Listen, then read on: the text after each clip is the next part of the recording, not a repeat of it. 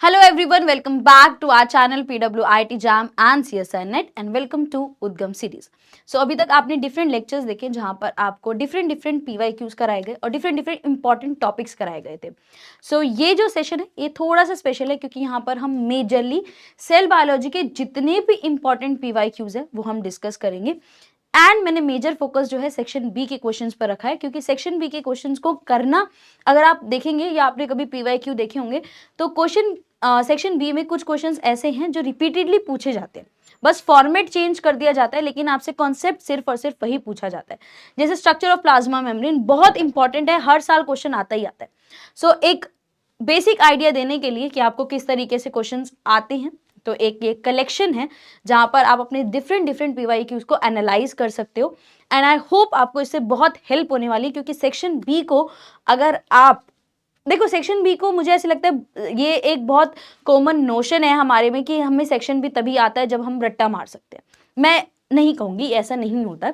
अगर आप अच्छे खासे PYQs करके जाओ तो आपको बहुत अच्छे से आइडिया लग जाता है कि किस तरीके के क्वेश्चन आते हैं और कौन कौन से टॉपिक से रिपीटेडली क्वेश्चन आता है, तो आप उसे भी मास्टर कर सकते हो। एक आइडिया है आप सबके लिए एंड आई होप ये आपको बहुत हेल्प करने वाला है। लास्ट में आप लोगों ने सेल बायोलॉजी देखी थी जो मैंने आप लोगों को डिफरेंट टॉपिक्स कराए, सेल सिग्नलिंग देखी और इनहेरिटेंस बायोलॉजी भी कराई थी। Now let's begin with this जो आज हमें करने हैं।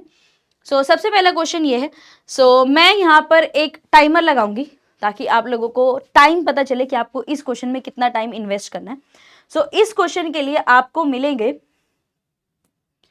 अप्रोक्सीमेटली, आप सबको इस क्वेश्चन के लिए मिलेगा 1.5 मिनट। दैट इज आप लोगों को 1.5 मिनट में इस क्वेश्चन को कंप्लीट करना है and your time starts now. आप खुद भी देख पाएंगे and you can start with the question.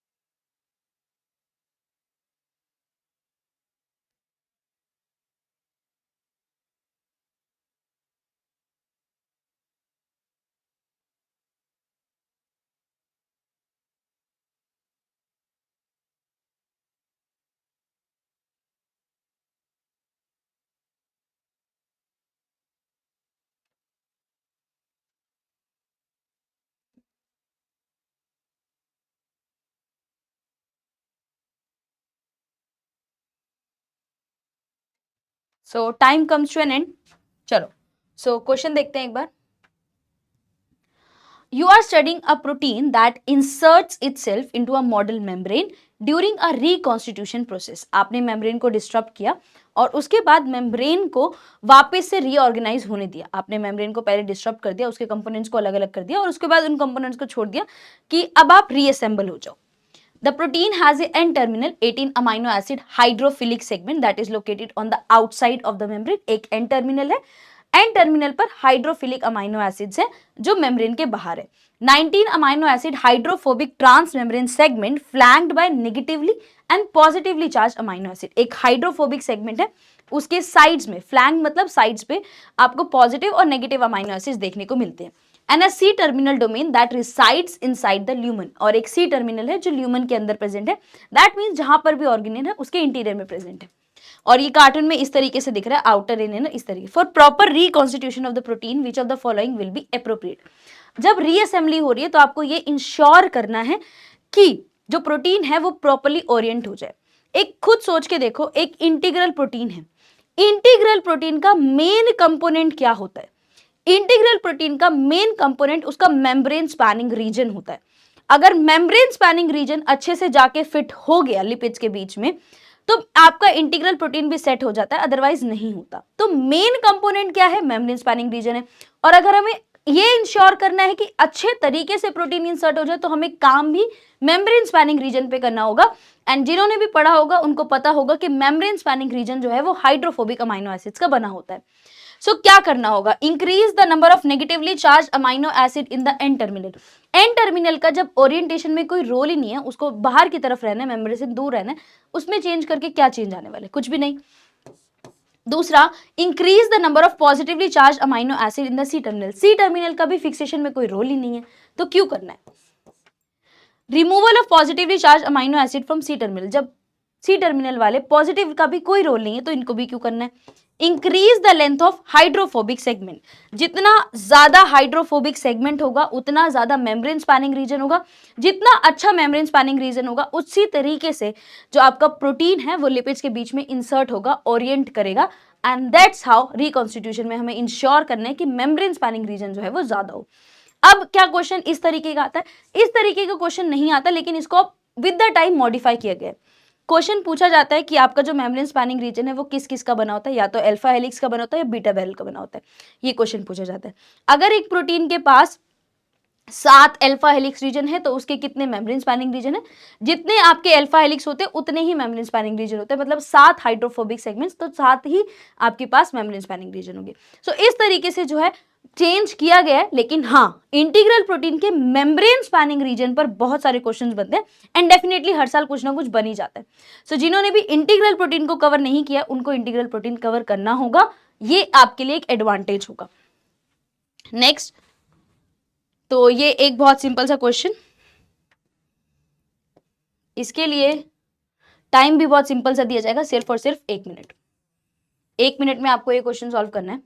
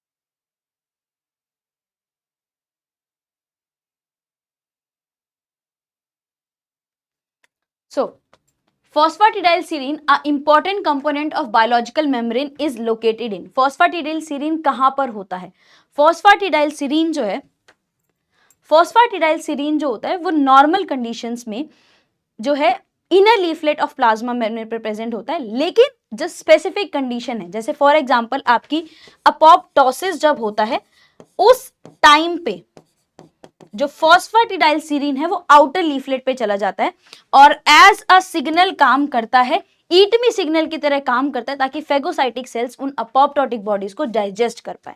तो सबको याद रखना है पहला क्वेश्चन जो आपको एज इट इज दिया हुआ है कि नॉर्मली फॉस्फेटिडाइलसीरीन अबंडेंट कहां पर होता है। नॉर्मली फॉस्फेटिडाइलसीरीन जो होता है वो अबंडेंट होता है आपके इनर लीफलेट पे। अपोप्टोसिस के टाइम पर, अपोप्टोसिस का क्वेश्चन बनता है तो उसी तरीके से पूछ लेता है, अपोप्टोसिस के टाइम पर जो फॉस्फेटिडाइलसीरीन है वो आउटर लीफलेट पे चला जाता है। ये कौन सा ऐसा प्रोसेस है जिसमें आपका फॉस्फेटिडाइलसीरीन आउटर लीफलेट पे चला जाता है, दैट इज अपोप्टोसिस। सो एक ही कॉन्सेप्ट है फॉस्फेटिडाइलसीरीन, लेकिन उसी के 3 क्वेश्चंस बनाए जा सकते हैं। इस तरीके से हर साल जो पैटर्न है वो चेंज होता है। सो उसके बाद आगे बढ़ते हैं।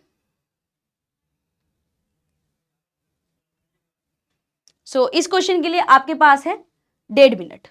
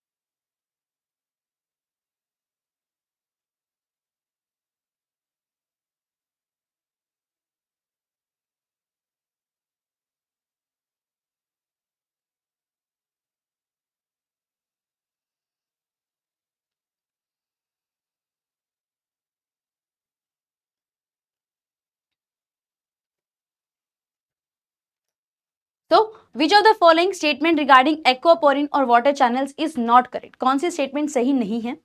Aquaporin are found in both plant and animal, बिल्कुल सही। एक्वापोरिन जो है वो प्लांट और एनिमल दोनों सेल्स में देखने को मिलते हैं।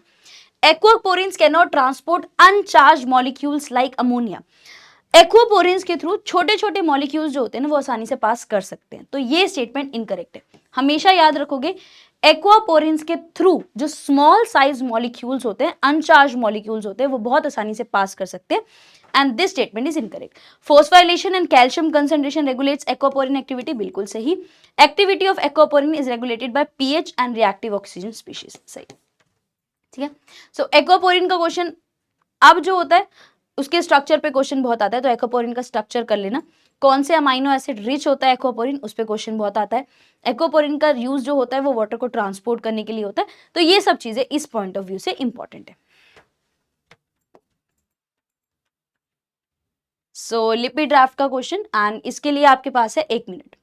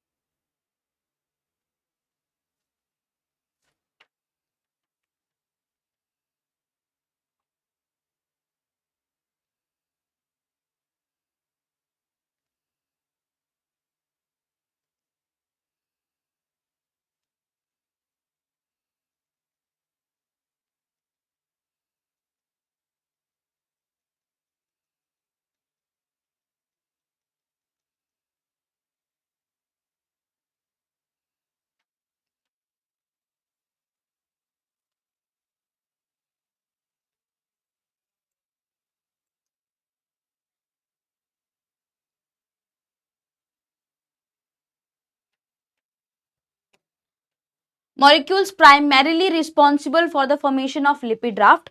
लिपिड ड्राफ्ट सबसे पहले क्या होते हैं, इंपॉर्टेंट है, अगर नहीं पढ़ा है तो लिपिड ड्राफ्ट कर लेना। लिपिड ड्राफ्ट वो स्पेसिफिक रीजन होते हैं प्लाज्मा मेम्ब्रेन के जहां पर प्रोटीन और लिपिड का जो इंटरेक्शन है वो बढ़ जाता है। जब ये इंटरेक्शन बढ़ जाता है तो वो पर्टिकुलर रीजन जो है वो रिजिड हो जाता है, फ्लेक्सिबल नहीं रहता। क्या ये परमानेंट है? नहीं, लिपिड राफ्ट परमानेंट नहीं होते, डायनामिक होते हैं, बनते और टूटते रहते हैं। एंड एक बहुत ही स्पेशल फीचर है कि जहां पर भी लिपिड राफ्ट होता है वहां पे ग्लाइकोलिपिड, स्फिंगोलिपिड और कोलेस्ट्रॉल रिच होता है रीजन। सो आपसे क्वेश्चन पूछा है कौन कौन से मॉलिक्यूल्स प्रेजेंट होते हैं जहां पर लिपिड राफ्ट बनता है। So phosphatidyl serine and phosphatidyl choline, no, क्योंकि ये आपके फॉस्फोलिपिड है। आपके लिपिड राफ्ट में स्फिंगोलिपिड, ग्लाइकोलिपिड और कोलेस्ट्रॉल होता है। Phosphatidyl inositol and cholesterol, no, आपने फॉस्फोलिपिड लिख दिया तो ये ऑप्शन गलत हो गया। Glycosyl phosphatidyl inositol and cholesterol गलत। Correct answer is sphingolipids and cholesterol. So ये है आपका option number D. Lipid raft कर लेना, इंपॉर्टेंट है। एक स्टेटमेंट लिपिड ड्राफ्ट का जो क्वेश्चन आता है या तो पूछ लेगा कि लिपिड ड्राफ्ट बनता कैसे है, करेक्ट इनकरेक्ट स्टेटमेंट में भी बहुत बार पूछता है, और उसमें मेजरली ये लिख के भेजता है कि जो लिपिड ड्राफ्ट है वो स्टैटिक है, परमानेंट स्ट्रक्चर है, एक बार बन गया तो बनता ही रहता है, नहीं, डायनेमिक स्ट्रक्चर है, बनता और टूटता रहता है। वो मोस्ट इंपॉर्टेंट पॉइंट है जिसपे क्वेश्चन बहुत बार बनता है। So this is important. तो ये क्वेश्चन है जिसके लिए आप approximately 2.5 minute, approximately 2.5 minute low और अच्छे से करो इस क्वेश्चन को।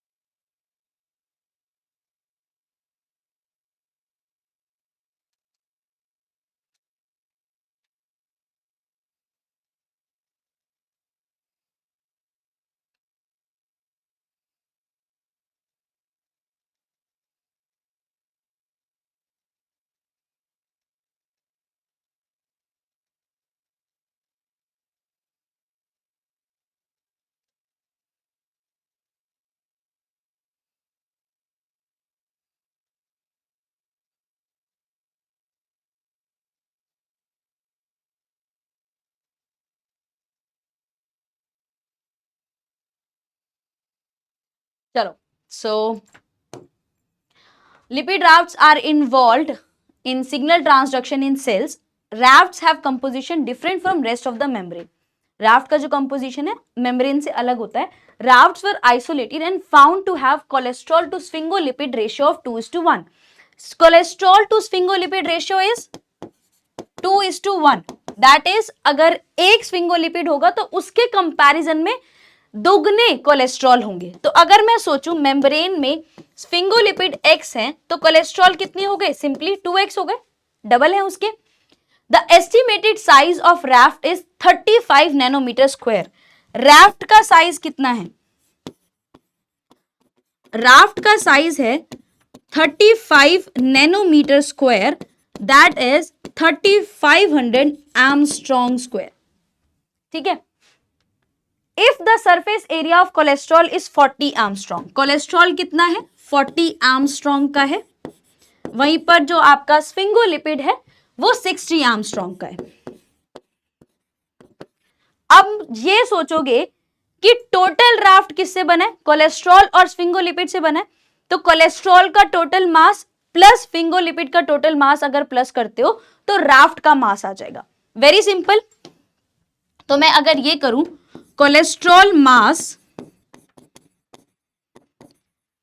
प्लस स्फिंगोलिपिड मास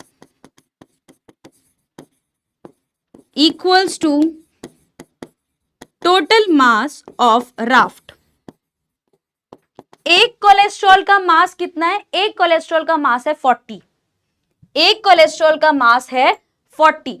तो टोटल कोलेस्ट्रॉल कितने हैं? 2x. तो that will be 40 into 2x plus sphingolipid कितने हैं? x और एक का मास है 60. That will be 60s and that is equal to 3500. So ये हो गया 80x plus 60x is equals to 3500 and 140x is equals to 3500. जब आप इसको सॉल्व करेंगे तो आपके पास x की वैल्यू आएगी 25. स्फिंगोलिपिड जो है वो आपको पास 25 आएंगे एंड कोलेस्ट्रॉल जैसे कि हमें पता है डबल है तो कोलेस्ट्रॉल हो जाएगा 50. सो अगर हम यहाँ पे देखें 50 cholesterol and 25 sphingolipid, that is option number A is correct. सिर्फ इतना याद रखना, किसी भी चीज का टोटल जो होता है वो उसके कंपोनेंट्स को ऐड करते जाओ, आपको टोटल मिल जाएगा. तो हमें भी यही करना था. अगर हमें टोटल राफ्ट का पता था तो हम उसके कंपोनेंट कोलेस्ट्रॉल और स्फिंगोलिपिड्स पे फोकस करेंगे, उनको ऐड करेंगे तो हमें टोटल मास भी मिल जाएगा. सो इस तरीके से सॉल्व करना था ये क्वेश्चन. एंड इस तरीके का क्वेश्चन अगर मैं कहूं तो सीएसआई ने क्वेश्चन ये वाला कम पूछना है, लेकिन डीबीटी ने जरूर पूछ लेना है. डीबीटी इस तरह के क्वेश्चन बहुत बार पूछ लेता है, सो वहां से इंपॉर्टेंट होता है ये. सो ये है नेक्स्ट क्वेश्चन. इसके लिए आपके पास है 1 minute. You can please start.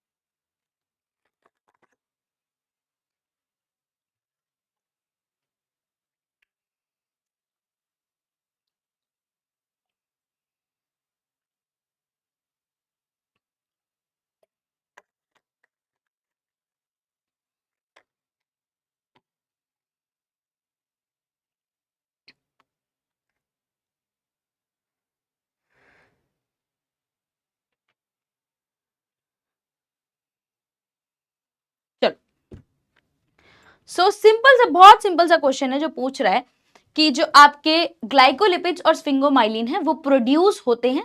Glycolipid कैसे बनते हैं? जब उन पे शुगर ऐड होती है. और स्फिंगोमाइलिन कब बनता है? जब फॉस्फोराइल कोलिन ऐड होता है सेरेमाइड पे, तो आपका बन जाता है स्फिंगोमाइलिन. जिन्होंने स्ट्रक्चर्स नहीं किए, स्ट्रक्चर्स का लेना इंपॉर्टेंट है. respectively of the Golgi. Finally, after such modification, these are located on the outer half of the plasma. जब बन रहे हैं ग्लाइकोलिपिड बन रहा है और जब स्पिंगोमाइलिन बन रहा है तो वो साइटोसोलिक और ल्यूमिनल साइड पर प्रेजेंट है, ठीक है।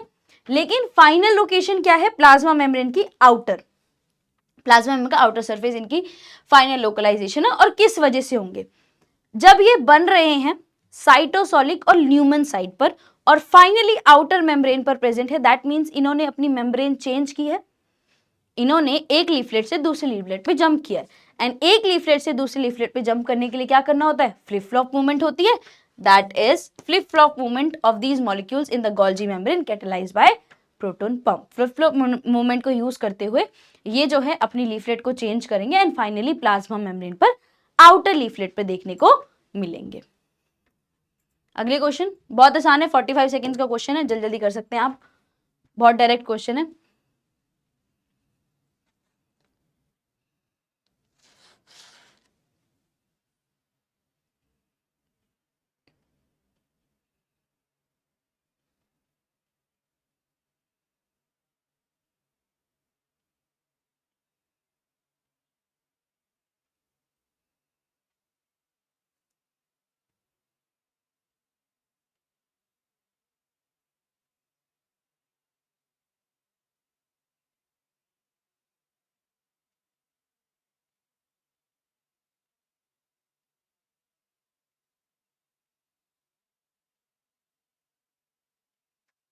So lateral diffusion of protein in membrane can be followed and diffusion rate can be calculated by FRAB, that is fluorescent recovery after photo bleaching। ये एक टेक्निक है जिसका आप यूज करते हो लेटरल डिफ्यूजन ऑफ प्रोटीन्स और lipids को पढ़ने के लिए। इंपॉर्टेंट बहुत बार क्वेश्चन आता है, सेक्शन बी में तो बहुत ही बार आता है।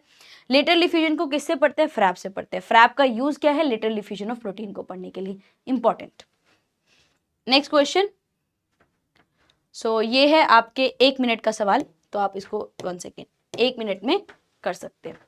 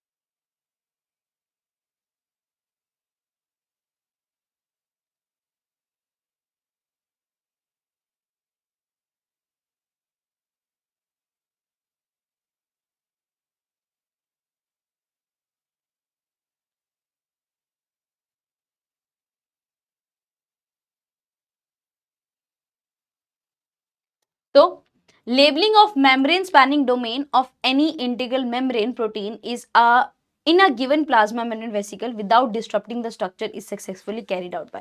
उन्होंने स्पेसिफिकली बोल दिया कि हमें मेम्ब्रेन स्पैनिंग रीजन को ही लेबल करना है, उसके अलावा कुछ नहीं करना, हमें मेम्ब्रेन स्पैनिंग रीजन को ही लेबल करना है, उसके अलावा कुछ नहीं करना। तो मेम्ब्रेन स्पैनिंग रीजन कैसा होता है, हाइड्रोफोबिक होता है। तो हाइड्रोफोबिक टेक्निक से हमारे पास नाम है हाइड्रोफोबिक फोटो एफिनिटी लेबलिंग। इस टेक्निक को यूज करेंगे और अपने मेम्ब्रेन स्पैनिंग रीजन को लेबल कर लेंगे। अब देखो यहाँ पर इन्होंने टेक्निक पूछ ली, लेकिन अब जब क्वेश्चन आता है तो वो टेक्निक नहीं पूछता, अब वो सीधे से पूछता है मेम्ब्रेन स्पैनिंग रीजन कैसा है, मेम्ब्रेन स्पैनिंग रीजन हाइड्रोफोबिक है, दैट्स इट।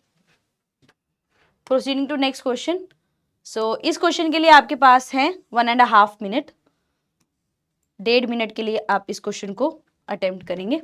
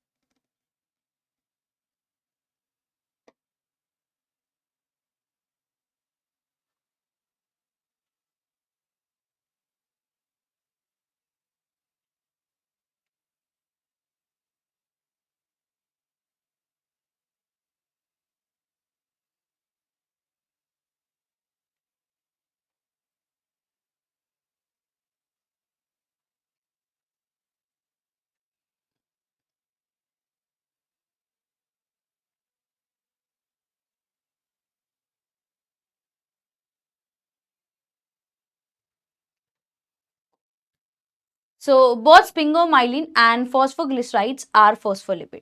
फॉस्फोलिपिड कौन से? स्पिंगोमाइलिन भी एक फॉस्फोलिपिड है और फॉस्फोग्लिसराइड भी एक स्पिंगोलिपिड है। कुछ करेक्शन कौन सी है, कौन सी इनकरेक्ट स्टेटमेंट है वो हमें बतानी है। While one has fatty acid tail attached by an ester bond, another has fatty acid tail attached by amide bond। बिल्कुल सही। फॉस्फोग्लिसराइड में जो आपकी ग्लिसरॉल है और फैटी एसिड है उनके बीच का जो बॉन्ड है वो एस्टर बॉन्ड है।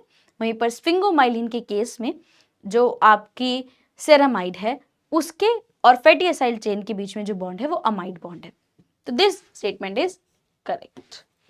Hydrophilicity of both is dependent on the phosphate group and other head groups attached to the phosphate group. बिल्कुल सही। जो आपका फॉस्फोलिपिड है उसकी hydrophilicity that is water attractiveness is dependent on its phosphate group and phosphate से attach different different groups पर dependent होती है। ये भी ठीक है। Only one of them may contain a carbon carbon double bond. ये स्पेसिफिसिटी कहां से आ गई कि दोनों में से सिर्फ और सिर्फ एक ही में डबल बॉन्ड हो सकते हैं, दूसरे में नहीं हो सकते? दोनों में से किसी में भी हो सकते हैं, दोनों में से किसी में भी सिंगल हो सकते हैं, डबल हो सकते हैं, ट्रिपल हो सकते हैं। That depends on temperature and your membrane fluidity कि किस में डबल बॉन्ड होगा, किस में ट्रिपल बॉन्ड होगा, या किस में सिंगल बॉन्ड होगा। तो ये स्टेटमेंट हो गई incorrect. Both may have choline as head group. बिल्कुल सही। जो आपका स्पिंगोमाइलिन है उसमें फॉस्फोराइल कोलिन होता है इसलिए उसका नाम स्पिंगोमाइलिन है। वहीं पर फॉस्फोग्लिसराइड में फॉस्फेटिडाइल कोलिन उठा लो, वहां पर भी कोलिन एक हेड ग्रुप प्रेजेंट है। तो option number C is incorrect. And क्योंकि ये मैच द फॉलोइंग क्वेश्चन है तो इसके लिए भी आप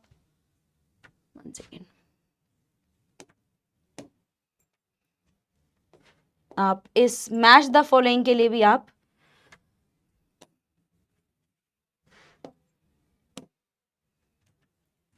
इच मैच द फॉलोइंग के लिए आपके पास है 2 मिनट। आप 2 मिनट का टाइम यूज कर सकते हैं इस मैच द फॉलोइंग को कवर करने के लिए।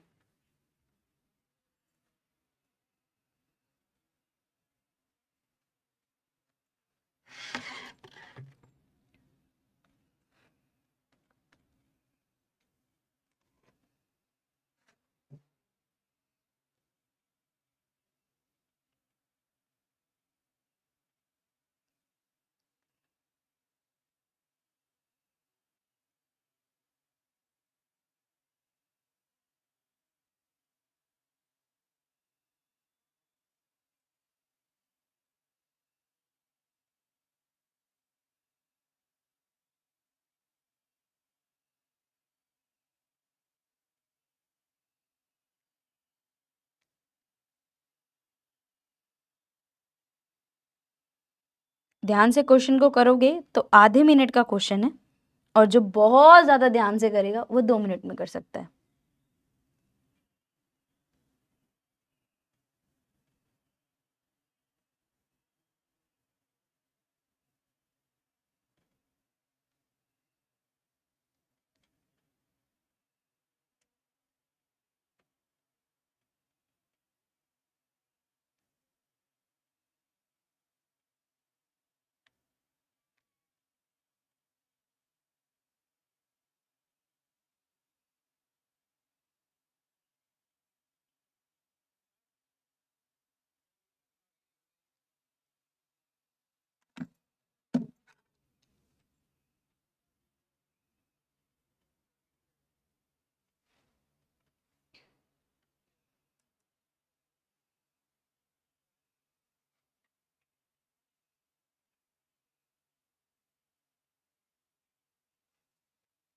चलो स्टार्ट करते हैं।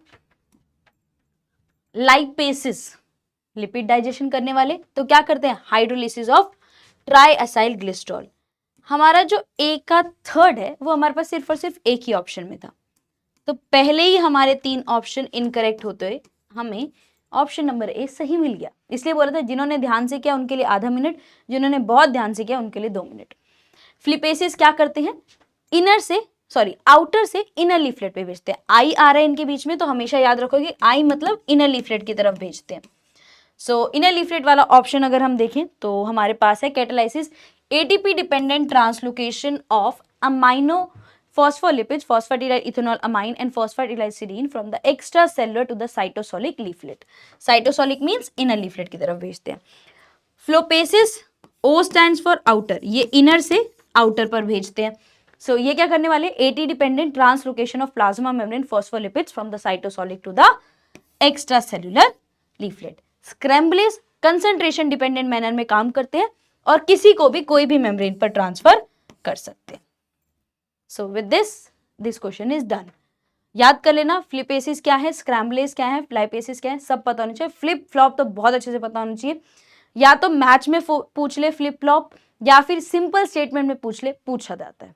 सो इंपॉर्टेंट है और इजी है, इतना कोई मुश्किल नहीं है। सो आई थिंक कर लेना चाहिए सबको। सो ये क्वेश्चन है एंड इसके लिए 45 सेकेंड्स आर इनफ। 45 सेकेंड्स क्या, आधा सेकेंड भी बहुत इनफ है, but you can take 45 seconds.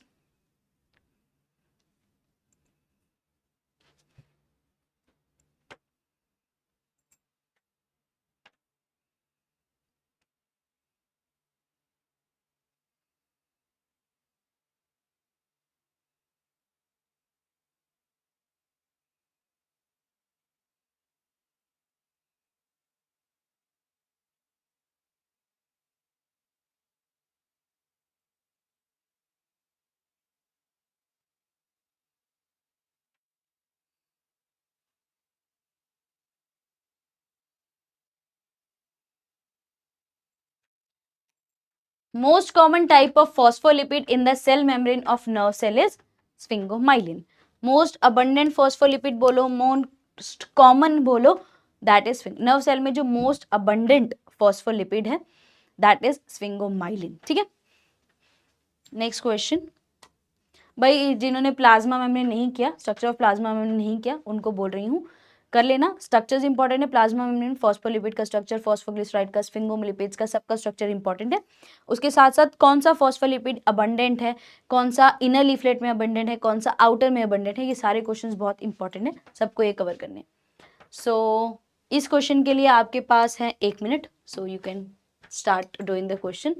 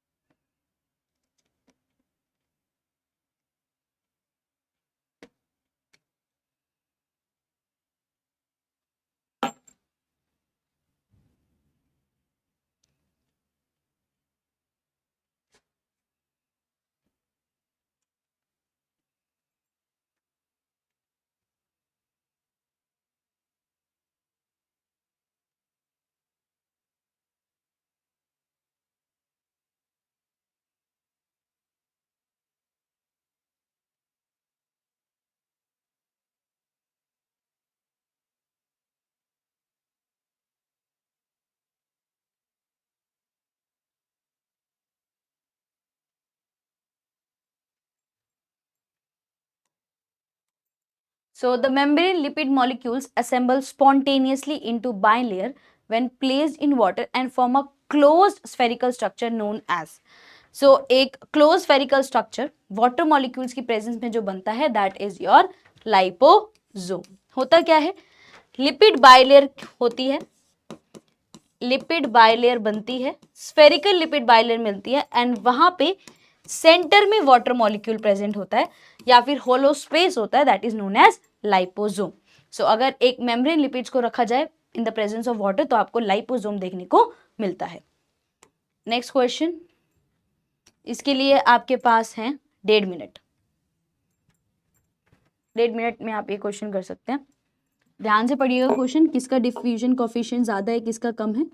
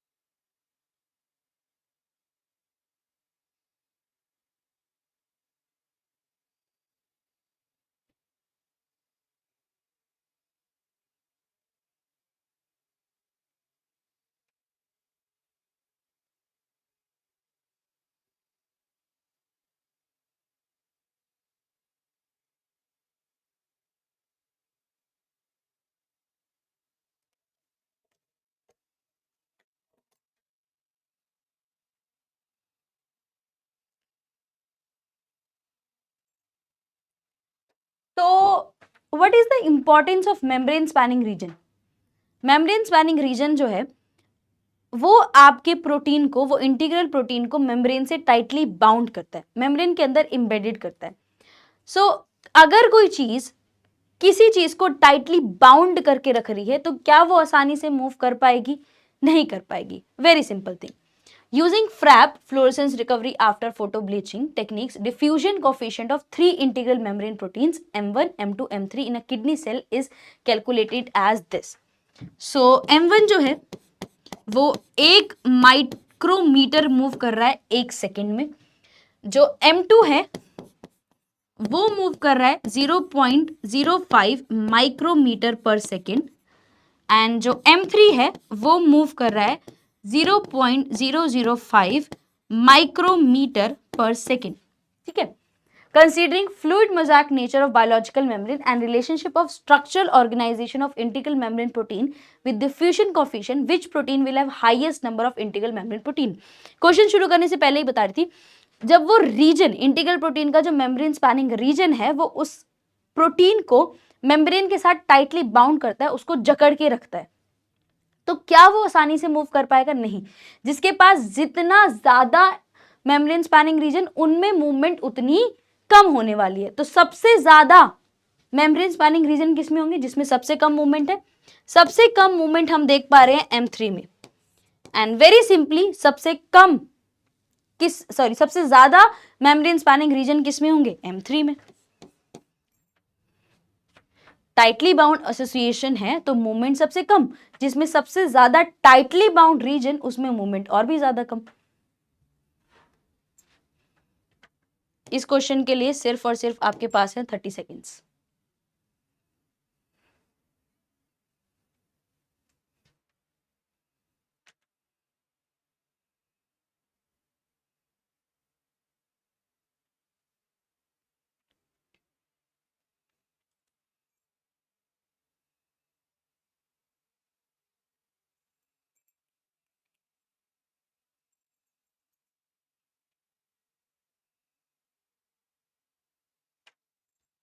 So, glycophorin having one highly hydrophobic domain is able to span a phospholipid bilayer only. Membrane spanning region जो होते हैं वो हाइड्रोफोबिक होते हैं। जितने हाइड्रोफोबिक रीजन उतने मेम्ब्रेन स्पैनिंग रीजन। सो कितने हैं? एक हाइड्रोफोबिक रीजन है तो मेम्ब्रेन को भी सिर्फ और सिर्फ एक ही बार क्रॉस करेगा। एंड सिंगल पास प्रोटीन का बहुत एग्जाम्पल हम ग्लाइकोफोरिन ही पढ़ाते हैं। सो इसके लिए आपके पास है 1.5 मिनट। सो आप अटेम्प्ट कर सकते हैं इसको।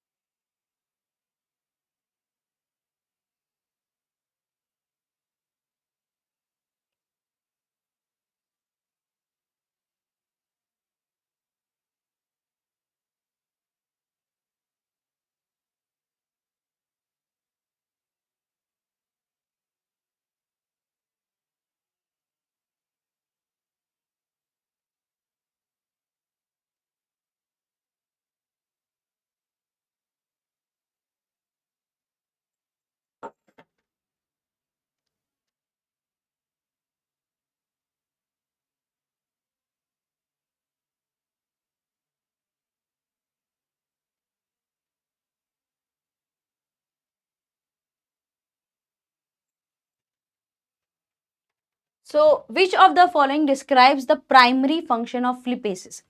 लिपेसिस क्या है? जो आपके फॉस्फोलिपिड्स को आउटर से इनर लीफलेट पर मूव करते हैं।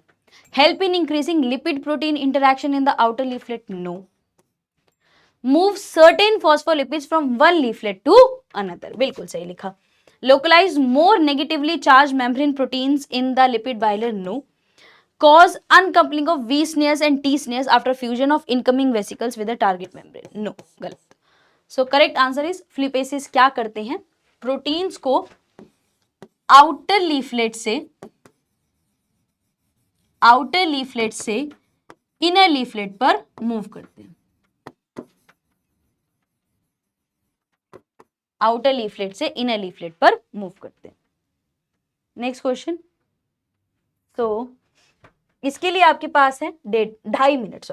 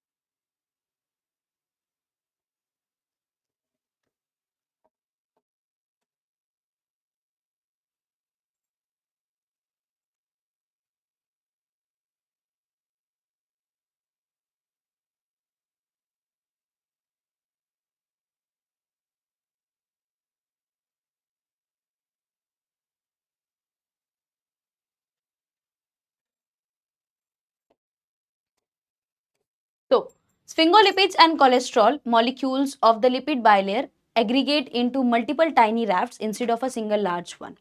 Considering that size of a lipid raft depends on the affinity of sphingolipids and cholesterol for one another and other lipids in the membrane, choose the option that. देखो ध्यान से पढ़ोगे ना, question क्या कह रहा है कि जो लिपिड राफ्ट है ना वो डिपेंड करता है कि एफिनिटी स्फिंगोलिपिड और कोलेस्ट्रॉल के बीच में कितनी है और दूसरे लिपिड्स के साथ भी कितनी है. क्वेश्चन ने खुद कहा कि एफिनिटी डिपेंड कर रही है स्फिंगोलिपिड और कोलेस्ट्रॉल की एफिनिटी पर और दूसरे लिपिड्स के साथ भी उस पर भी डिपेंडेंट है. अब ये बताओ कि कौन सा बेस्ट डिस्क्राइब करता है. S and C bind to one another tightly and independent of any other lipid molecule. Question ने खुद ही कहा था दूसरे लिपिड्स पर भी डिपेंडेंट है. इनकरेक्ट.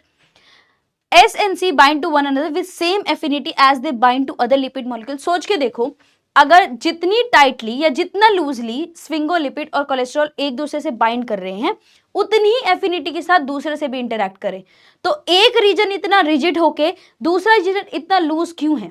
अगर सेम एफिनिटी है तो सब सेम रहना चाहिए, तब तो लिपिड राफ्ट बनने ही नहीं चाहिए, या बन रही है तो हर रीजन में बनना चाहिए क्योंकि एफिनिटी सेम है. ऐसा भी नहीं हो रहा, तो ये ऑप्शन भी गलत हुआ.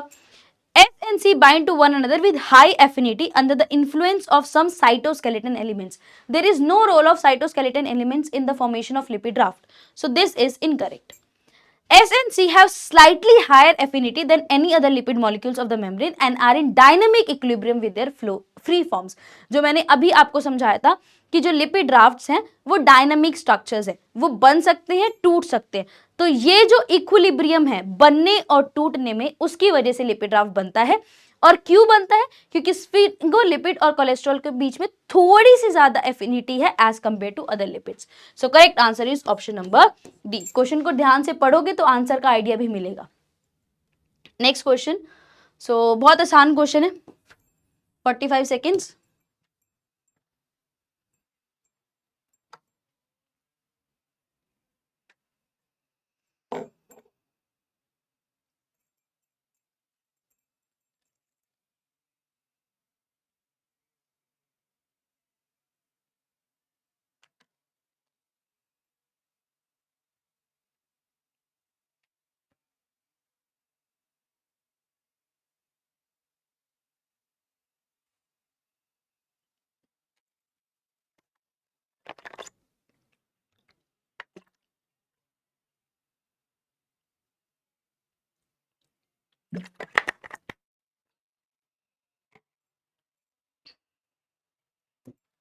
So, if one of the two fatty acyl chains is removed from the phosphoglyceride by hydrolysis in solution, such phospholipid will form micelle.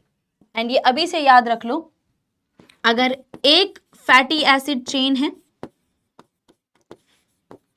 अगर एक फैटी एसिड चेन है तो माइसिल बनता है,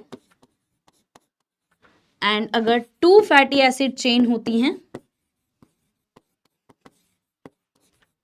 तो लिपिड बाइलेयर बनती है, तो लिपिड बाइलेयर बनती है। So correct answer is micelle. Next question, again 45 seconds.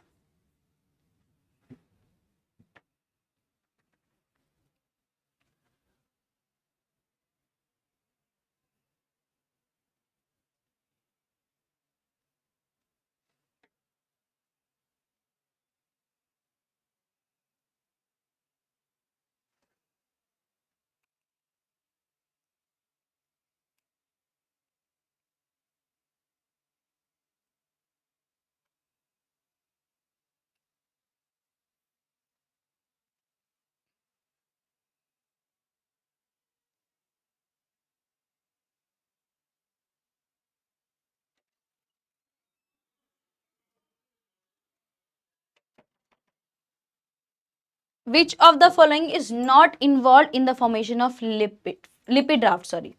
Sphingomyelin, cholesterol, glycolipid, phosphatidyl serine. Phospholipids का कोई रोल नहीं होता लिपिड राफ्ट्स बनाने में। So incorrect option is phosphatidyl serine. And इस क्वेश्चन के लिए आपके पास है 1.5 minute.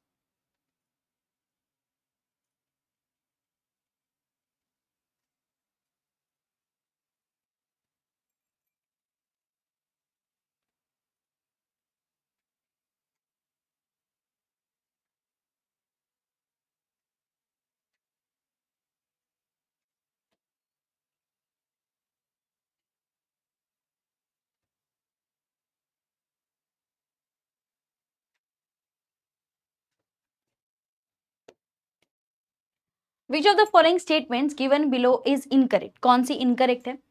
3 common types of membrane lipids are cholesterol, phospholipids and glycolipids. सही है।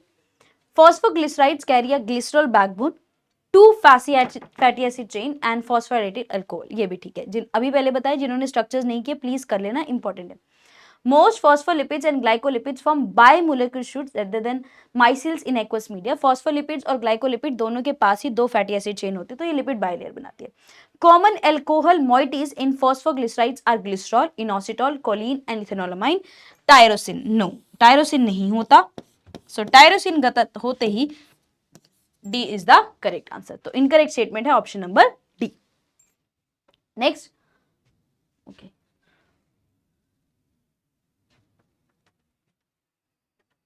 सो ये है आपका नेक्स्ट क्वेश्चन. जैसे मैंने अभी स्टार्टिंग वाले क्वेश्चन में आप लोगों को बताया था कि जो अल्फा हेलिक्स है उसके स्ट्रक्चर पर बेस्ड क्वेश्चन आ जाता है. सो ये आप यहाँ पे देखोगे एंड इसके लिए आपके पास 1.5 मिनट है, तो आप इसको बहुत आसानी से कर सकते हो. ध्यान से पढ़ना क्या दिया हुआ है. जितने क्वेश्चन यहाँ पर हुए हैं अल्फा हेलिक्स से रिलेटेड हुए, मेम्ब्रेन स्पैनिंग रीजन से हुए हैं, और अगर आपको अच्छे से वो पार्ट समझ में आएंगे, अगर आपने नहीं भी पढ़ा और मेरी बोली हुई चीजों को अच्छे से समझ में आया, तो आप यह क्वेश्चन बहुत आसानी से कर सकते हो.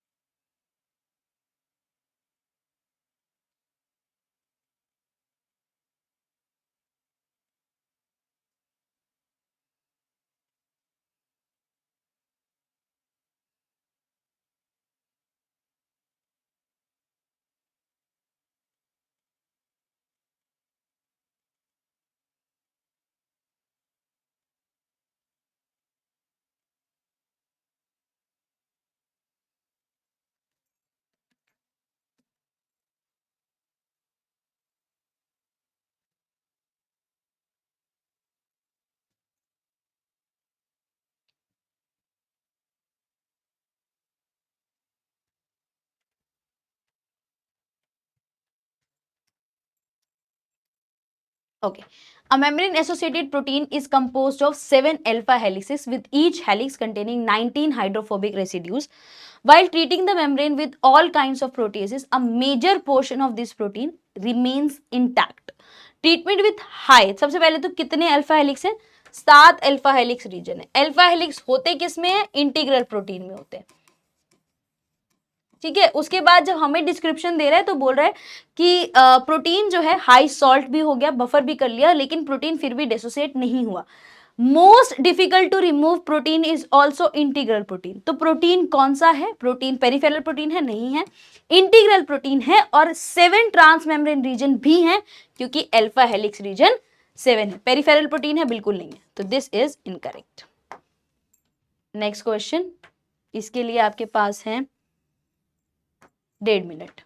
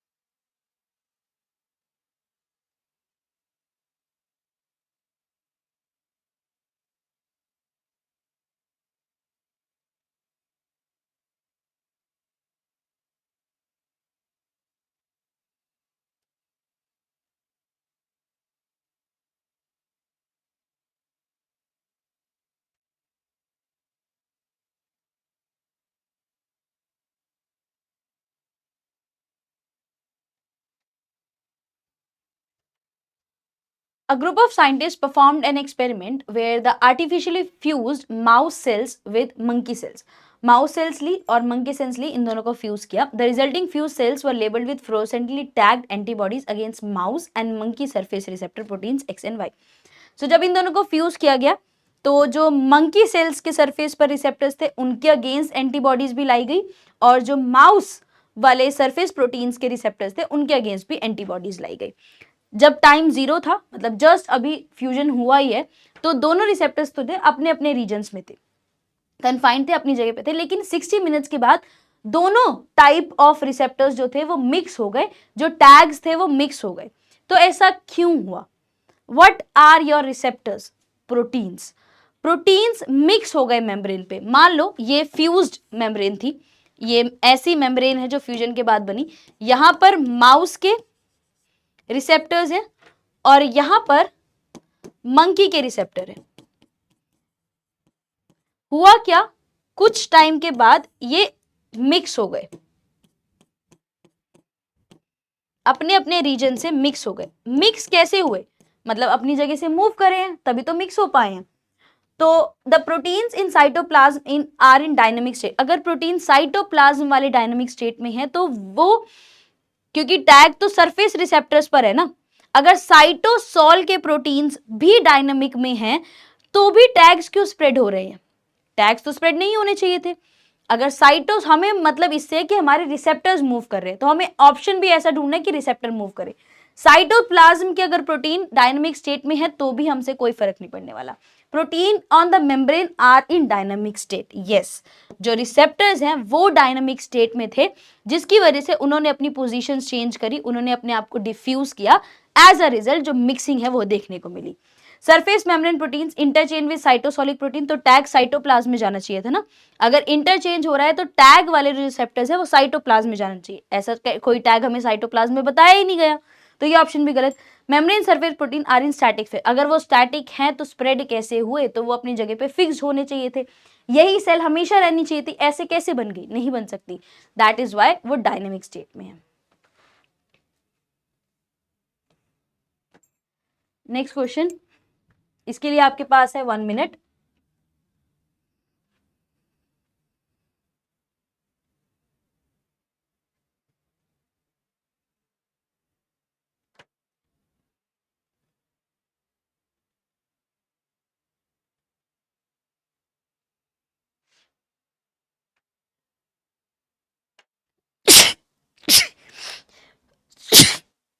Sorry.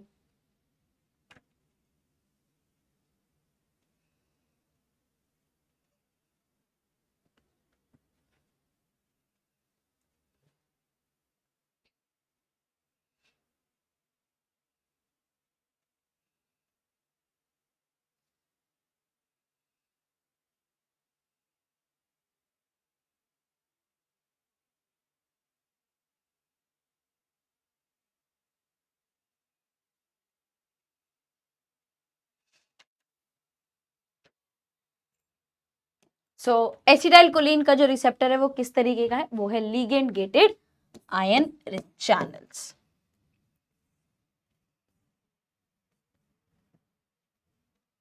So this was all about this session. I hope आप लोगों को हेल्प हुई होगी एंड मेजरली आइडिया लगा होगा कि सेल बायोलॉजी के क्वेश्चंस कैसे आते हैं, एंड इवन और भी आइडिया लगा होगा कि मेजर टॉपिक्स कैसे। So all the very best for your preparations. Work hard. बिल्कुल लास्ट टाइम आ चुका है, 1 महीना टिप्स पर काउंटिंग हो सकती है। ज़्यादा से ज़्यादा PYQs को प्रैक्टिस करो। जितने ज़्यादा PYQs करोगे उतने कॉन्सेप्ट शार्प होते जाएंगे, एंड उतना ही पता लगेगा कि कौन सा कॉन्सेप्ट वीक है और कौन सा कॉन्सेप्ट स्ट्रांग है। जो वीक है उन्हें और ज़्यादा अच्छे से करो ताकि और अच्छी मेहनत कर पाओ और अच्छा स्कोर कर पाओ। तो all the very best. Thank you so much.